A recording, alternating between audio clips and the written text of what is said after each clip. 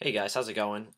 Today, about probably a month or two, maybe probably 2 months ago, I talked about how I wanted to start doing videos in the same format as the guy on here. Like, I really enjoy Ball and Nick 1982, and his style is basically like he'll pick a game, like Crisis 2, and he'll talk about it just on camera, just giving points. I mean, he reviews stuff as well, but it's more just like just discussions and stuff like that. Um, so I decided, if I said it about a month ago. I just messed up my crisis case. I said it about a month ago that I was gonna start doing that, and now I'm actually gonna do it. I'm gonna actually pick. Sorry, that was loud. I'm actually gonna talk about the first game. Just I guess I talked about Crisis last time, so it's my kind of like the second one. But anyway, I just keep rambling on. The game I'm gonna be talking about today is The Legend of Zelda: Phantom Hourglass on the DS. This is I'm not gonna call it my first Zelda game. It's definitely probably second, but it's probably my favorite actually that I've actually played. I played the original one. I have it on NES, um, and I played a downloaded version of Spirit Tracks, but the download was all messed up. It was towards the end of like the R4 stuff, where you can still download legit DS games. Towards the end, at least for me, I don't know if this was everybody else, but towards the end, it was kind of like impossible to find good downloads of those games, and that was one of them. Like you couldn't steer the train and stuff like that, so I don't know. But anyway, so Phantom Hourglass came out in 2007, and it's really cool. I can if all Zelda games are like this, I probably want to go back and play some Zelda games. I know a lot of people, when I said it in my games I bought recently that I had never played a Zelda game, a lot of people were kind of taken back and stuff like that. But they're just really not my type of games. But I mean, if they're all like Zelda, like Phantom Hourglass, I may have to rethink that. The one thing I don't like about it is the stylus controls. I mean, it's not awful. When it first started up, I thought it was going to be just awful, but I've gotten used to it. Um, and I'm probably about I don't know. I probably at least 3 or 4 hours into it. I know it's a ridiculously long game, I'm sure, um, but um, but yeah, the stylus stuff I'm not crazy about, but I don't hate it at the same time. It could be, I still prefer to have the D-pad as the controller, but I mean, it is what it is. But basically, the story in this game is you're f- you play as Link or whatever. I accidentally named mine Matt, not thinking. I usually just like to use the stock names, but your friend, I forget her name off the top of my head. She gets captured by this ghost ship, and it's your job basically to track her down. And then you meet up with this guy Lineback, or I think his name is, or Lineback, something like that. It's either Lineback or like Lineback. Uh, and he looks like this French guy. He's on the cover, and let me get a better look.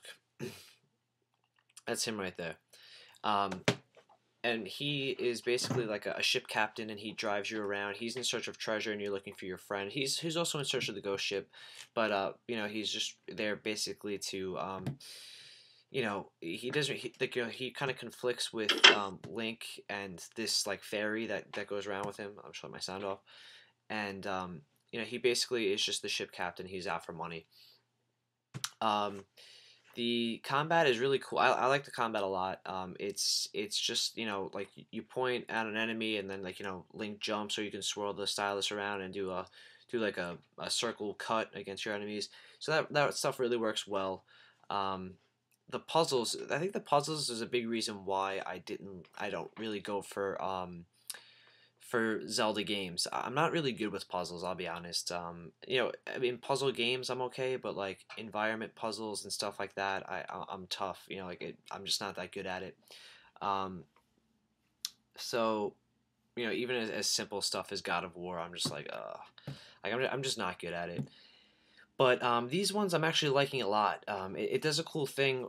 It has puzzles where it's environment puzzles and stuff like that. But it's cool because you can draw like reminders and stuff on your screen, which is really cool. It's definitely one of the cool things about the DS. You have developers have the option or the opportunity to really think outside the box with that type of stuff. I mean, there's a lot of times where I'll just forget what I have to do somewhere, and here you can, on the back it shows, like you can draw like first, like levers and which one to pull first. Like a lot of them are like, if you have your boomerang, you have to hit like, 1, 2, 3, 4, and you have to do like, hit it with a the boomerang with you have to hit like torches and stuff like that in a certain pattern for a door to unlock.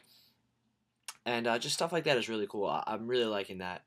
It has really good dialogue with the NPCs and stuff in towns and whatnot. I know I just keep rambling. I mean, these are my videos. If you don't know that by now, you know now.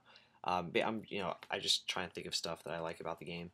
I just got the cannon, which is cool, on the sea and stuff like that, because you can now shoot through rocks and boulders and whatnot to to get to different areas and stuff like that. Oh, it also uses a cool like there's a couple times where I've had to blow into the microphone to remove dust off of something and stuff like that. So again, that's just the DS working really, just its functionality and capabilities are used really well here. The dungeons are cool.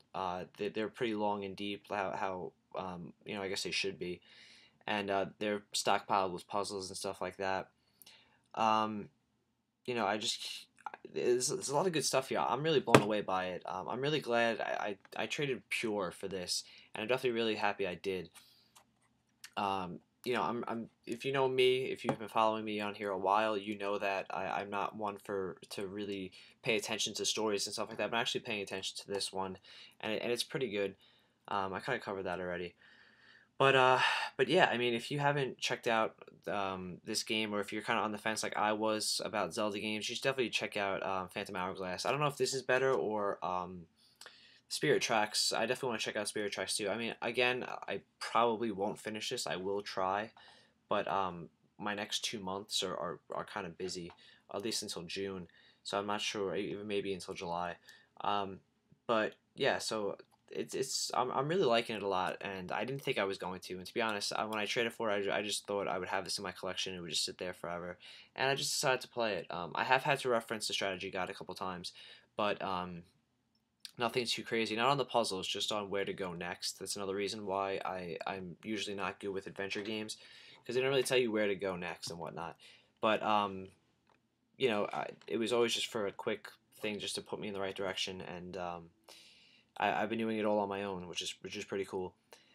So yeah, that's it. My videos definitely aren't as long as Ball and Nick's, but that's fine because his, like I said, are really good. You should check out. I have him in on my homepage or my channel page, whatever. Check him out. It's definitely the inspiration behind this. Next up, I'm going to be doing videos to talk about Parasite Eve on the PlayStation 1 and Rascals on Xbox Live Arcade. And so yeah, that's it. That's my little 2-cent spiel about Zelda: The Phantom Hourglass. If you haven't checked it out, check it out. I don't know how much it is because I didn't buy this, but it's got to be around 20 bucks if you can find it. And yeah, that's it, guys. Thanks for watching, and I'll see you guys later.